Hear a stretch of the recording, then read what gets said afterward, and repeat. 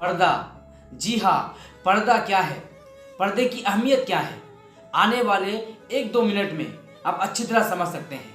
मेरे दोस्तों, किसी गांव में एक खातून रहा करती थी जिसकी शर्त थी कि वो उसी मर्द के साथ शादी करेगी जो मर्द उसे मुकम्मल पर्दे में रखेगा। खुदा की मशीयत देखिए, एक मर्द उस औरत को उसकी शर्त के साथ शादी करने के लिए तैयार हो गया। निकाह हुआ। निकाह होने के बाद अल्लाह ने उनको एक बेटा दिया। बेटी की पैदाइश के बाद वो शौहर जो खेत में काम करता था, वो मर्द जो मजदूरी करता था, एक दिन अपनी बीवी से कहता है, मेरी बीवी, मैं खेत में काम करता हूँ और खाने के लिए जब घर आता हूँ तो बड़ा वक्त ज़ाय होता है, इसलिए बेहतर होगा कि तुम मेरे लिए खेत में खाना पहुँचा दिया करो। बीवी मान गई और खेत में खाना पहुँचाना शुरू कर दी। फिर वक्त गुजरा, अल्लाह ताला ने उनको एक दूसरा बेटा दिया। दूसरा बेटा पैदा हुआ तो तंगदस्ती बढ़ गई, खर्चा बढ़ गया। शौहर ने कहा, ए मेरी बीवी, तुमको मेरे साथ खेत में यानी काम में हाथ बटाना होगा।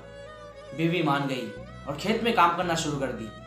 फिर वक्त गुजरा, अल्लाह ताला ने उनको एक तीसरा बेटा दिया। तीसरा बेटा पैदा होते ही खर्चा और बढ़ गया, तंगदस्ती मजीद हो गई। शौहर ने अपनी बीवी से कहा, ए मेरी प्यारी बीवी, तुम देख रही हो कि खर्चा बढ़ गया है, इसलिए तुमको मेरे साथ खेत में मुकम्मल तौर पर काम करना पड़ेगा। इस तरह वो मर्द अपनी बापर्दा खातून को मुकम्मल बेपर्दगी की हालत में ले आया। एक दिन शाम के वक्त वो मर्द कहकहा लगाकर अपनी बीवी के सामने हंस रहा था। बीवी ने पूछा, ए मेरे सरताज, क्यों हंस रहे हैं? शौहर ने कहा, ए मेरी बीवी, तुम पर्दा पर्दा कहती थी, पर्दे का एहतमाम किया करती थी और पर्दे की गीत गाया करती थी। आखिर क्या फ़ायदा हुआ तुम्हारे पर्दे का?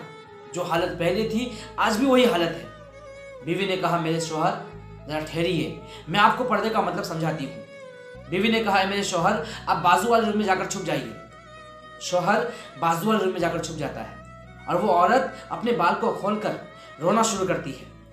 बड़ा वाला लड़का जो मुकम्मल पर्दे के ज़माने में पैदा हुआ था बाहर आता है और माँ से पूछता है, ए अम्मी जान, आप क्यों रो रही हैं? अम्मी ने कहा, मेरे बेटे, तुम्हारे अब्बू ने मुझे पीटा है। बड़े बेटे ने कहा, अम्मी जान, कोई बात नहीं, और अब्बू ने आपको पीटा है तो अब्बू आपसे मोहब्बत भी तो करते हैं, आपका ख्याल भी तो रखते हैं। इतना कहकर अपनी अम्मी को समझाकर वो बड़ा बेटा चला जाता है। वो औरत दोबारा रोने की एक्टिंग करती है, रोने का बहाना करती है। वो औरत रोती है तो दूसरा बेटा, मंझला बेटा बाहर आता है और कहता है, अम्मी जान, क्यों रो रही हो? वो औरत कहती है, तुम्हारे अब्बू ने पीटा है इसलिए रो रही हो।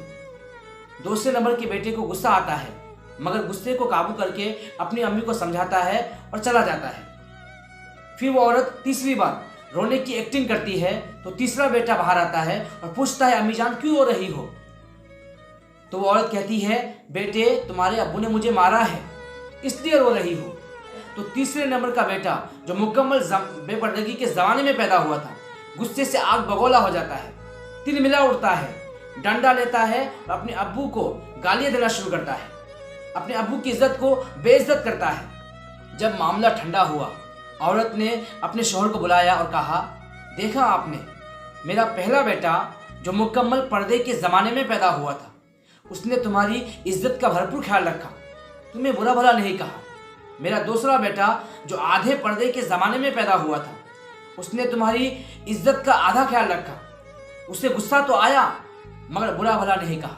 लेकिन तीसरा बेटा जो मुकम्मल बेपर्दगी के ज़माने में पैदा हुआ था, बेहयाई के ज़माने में पैदा हुआ था, उसने तुम्हारी इज्जत को तार तार किया, तुम्हें गालियाँ दी और तुम्हें पीटने के लिए डंडा तक उठा लिया। मेरे शौहर, यही है पर्दे का फ़ायदा। मेरे सामईन, आखिर में जाते जाते बताना चाहूँगा कि पर्दा सिर्फ औरत की इज्जत को ही नहीं बचाता, बल्कि पर्दा इसलिए ज़रूरी है ताकि आपके बच्चों का अखलाक अच्छा हो, आपके बच्चों का किरदार अच्छा बने। पर्दे का मुस्बत असर आपके बच्चों पर भी पड़ता है, इसलिए ज़रूरी है कि घर की हर औरत पर्दे का मुकम्मल एहतमाम करे।